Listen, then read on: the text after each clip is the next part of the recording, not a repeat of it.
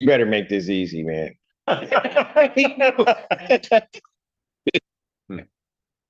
Okay, so Hello, Mr. Redick. Affairs of the United States of America. All right. And where are we on this one? Your Honor, this was the Secretary of Veterans Affairs bought this property at a foreclosure sale. Mr. Redick is a occupant of the property. We have come to an agreement that he will vacate the property and relinquish possession of the property to the office of the Secretary of Veterans Affairs by the 15th of June. And we've signed a consent judgment to that effect. Is that correct, Mr. Redick? yes, sir. You're a veteran, sir? Yes, I am, sir. What branch? United States Air Force. God bless you.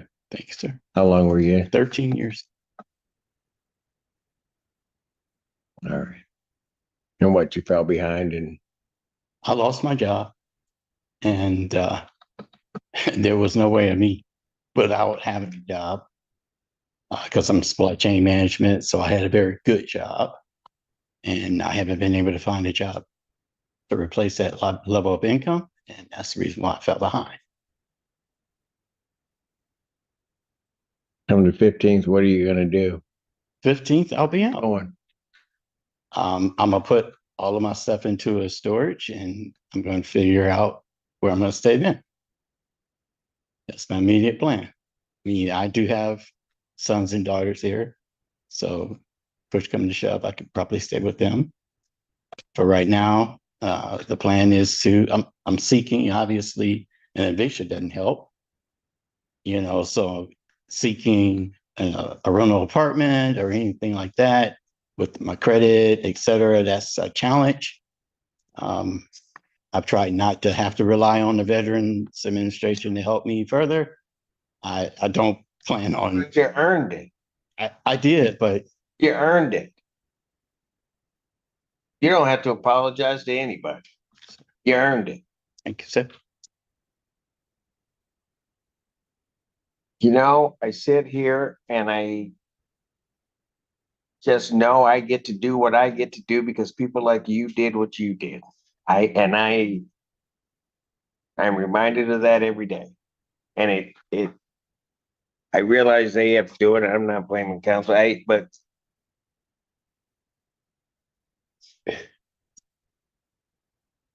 when our veterans fall on hard times, all of a sudden what we do is we just kick them to the curb. And you just don't know what you're going to do. You're saying you're going to get your stuff into storage, but you're not sure where you're going. right, sir.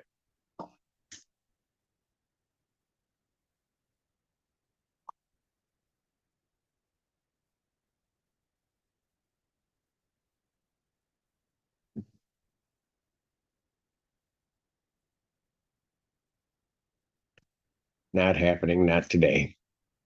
Because I'm not going to enter any judgment. I'm going to adjourn it out, let him sort out, get your stuff into storage, figure out where you're going. All right. I'm going to give you that chance. All right. Because I can't do it. I mean, if I have to, I will, but I don't, I should under these circumstances. I'm trying to cooperate, but No, I get it. You don't have to apologize for a darn thing. All right. If somebody,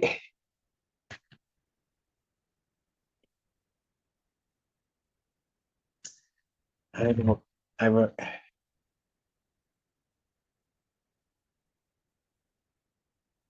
over the objection of plaintiff. I'm going to adjourn this to June 12th, 2026 at what time?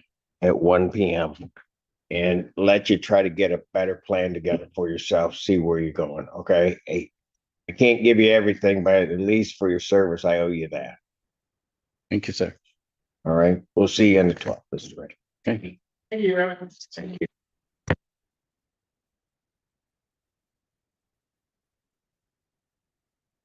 Have a good day, sir. Thank you. You do the same. Babu Banda Pade. No, I'm messing it up. Versus Diet Connor.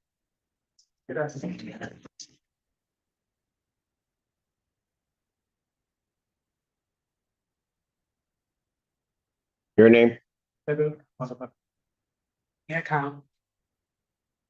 Where are we on this case? Termination? Correct. So background story here is 9 months without rents. Does she currently have a lease? Currently, this is through section 8 and it's Pardon? through section 8 and they terminated their lease.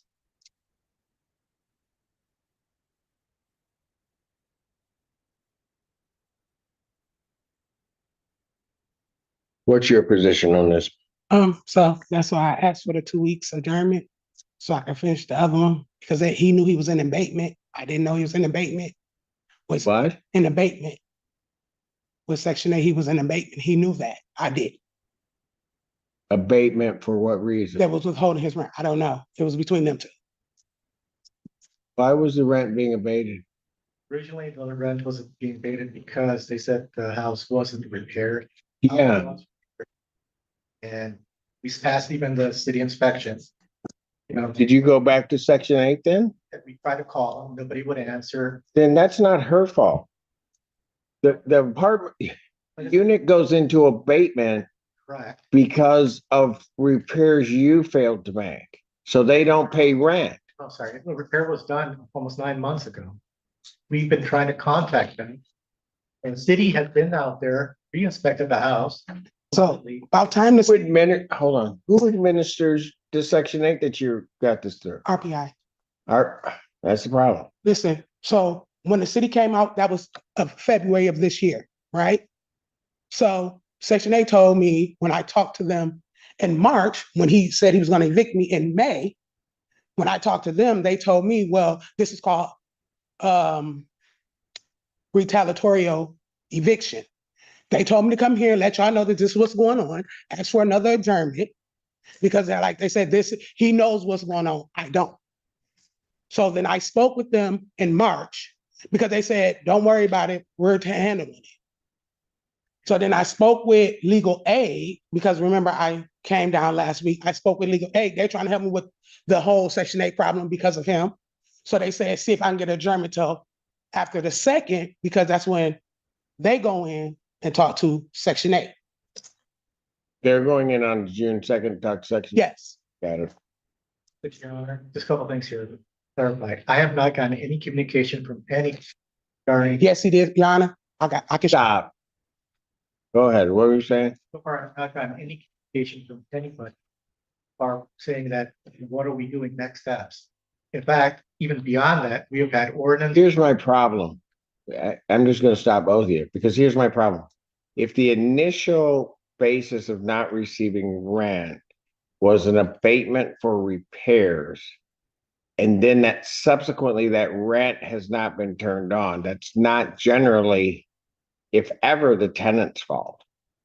It's something else. So I'm not punishing her because either you didn't do the repairs, but you're telling me you did, or that RPI won't do what they're supposed to do. I'm not doing that. Well, here's the problem right now is that they've gone on for 9 months. I have no. Pardon? Gone on for 9 months. I have nobody to talk to at RPI, no contact. So you kick her out. It's beyond that now. It's basically, right now, there's that. There's the whole idea of the ordinance officers going out there. I'm in court.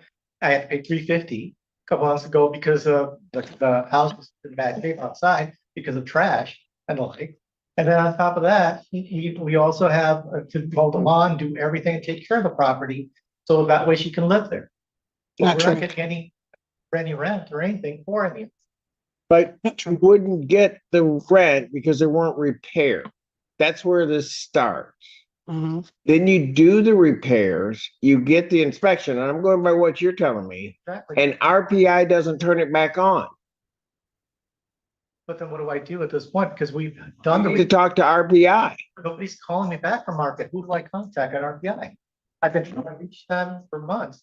Nobody's answering the phone, nobody's returning call. Legal Services is meeting with them. They told you on the 2nd. Yes. This matter is adjourned 12/2026. What time? 1 p.m. PM, thank you. Good afternoon, Your Honor, Andrew Key. Corey Anderson. All right, where are we on this? First and foremost, I would like to state that Hold on a second. Why do I have this case? Because what I've done, 5%. which one? All right. Go ahead. What do you want to say? I was gonna say that, she has been using my personal information to impersonate me. And she's still harassing me, but never had me. The neighbors have been telling me that as well.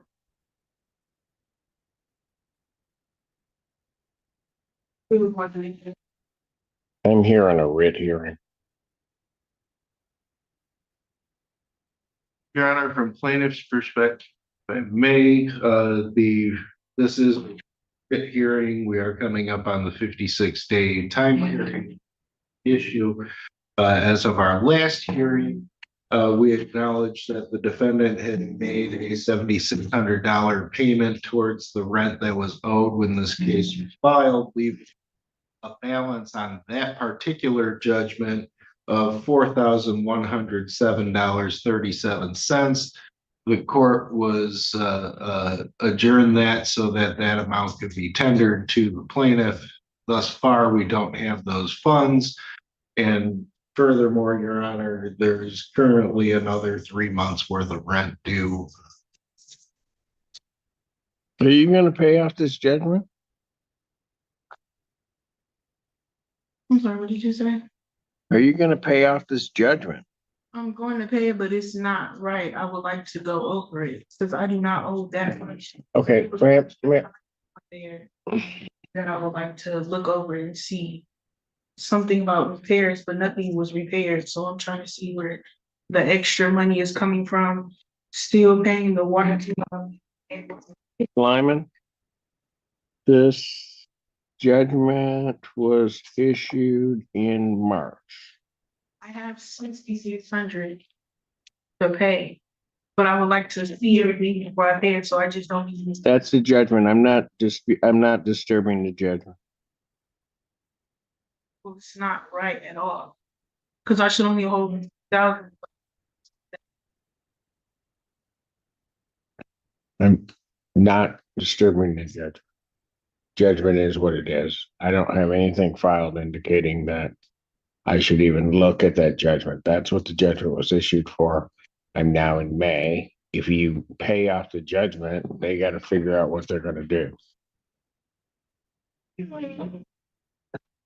emailed the court the day of when that happened, saying it wasn't right. All right, let me just be clear. I'm not doing anything with the judgment. You can keep talking to me about it if you want, but I'm going to tell you the same thing. So your choices are you either pay off the judgment or I just deny this and they're going to go forth and do what they got to do.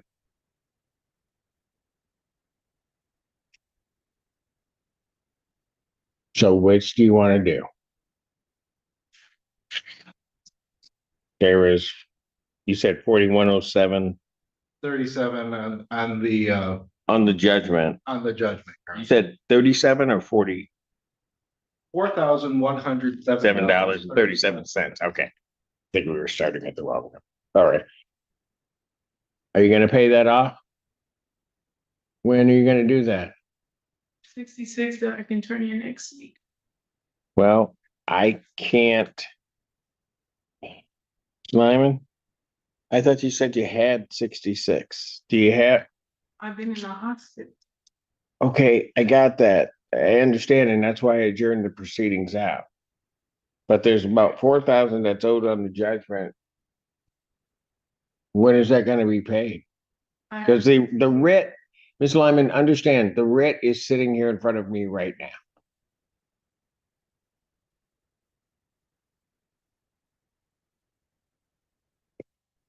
When is it going to be paid? Because I'm assuming if you pay that next week, and if I remember the rental rate, it's about 3,300 or something like that, it's gonna go up again. They're just gonna begin the case again. I mean, but that's not where I am right now. What day next week are you going to pay this? Say, I can't.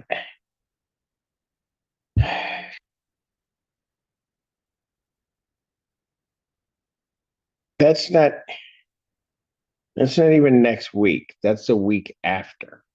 we'll have it till the 8th.